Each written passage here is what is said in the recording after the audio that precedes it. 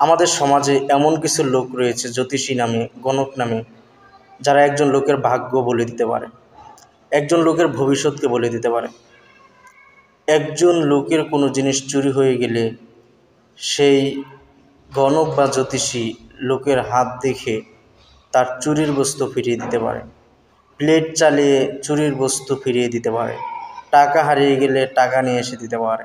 কে চুরি করেছে তার মুখ আয়নাতে দেখিয়ে দিতে পারে ইত্যাদি নামে গণক বা জ্যোতিষী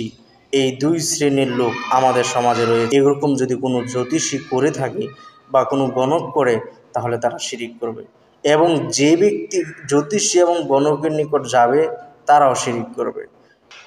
তো সাফিয়া রাদিয়াল্লাহু তাআলা বলছেন, রাসূল সাল্লাল্লাহু আলাইহি ওয়াসাল্লাম বলেন, মান আতা আরাফান ফাসআলাহু আন শাইইন, যে ব্যক্তি গণক বা জ্যোতিষীবিদের নিকট যাবে এবং তাকে কোনো কথা জিজ্ঞেস করবে, লাম তুকবাল লাহু সালাতুন আরবাঈনা লাইলাতান, তাহলে তার 40 দিন ইবাদত কবুল হবে না। আপনি যদি কোনো গণকের নিকট যান, যে যদি আপনি ভাগ্য নির্ধারণ করে নিয়ে আসেন, ভবিষ্যতে কি হবে আপনার এই কথা যদি জেনে আসেন, কোনো জিনিস হারিয়ে গেলে যদি গণকের নিকট গিয়ে, জ্যোতিষীবিদের নিকট গিয়ে যদি সেই জিনিসটা যদি আপনি ফিরিয়ে নিয়ে আনার জন্য যান, তার সাথে যদি কথা বলেন, তাহলে রাসূল সাল্লাল্লাহু আলাইহি ওয়াসাল্লাম বলছেন তার 40 দিনের সালাত কবুল হবে না। হাদিসটি আপনি সহিহ মুসলিম হাদিস নম্বর 2230 নম্বরে পেয়ে যাবেন।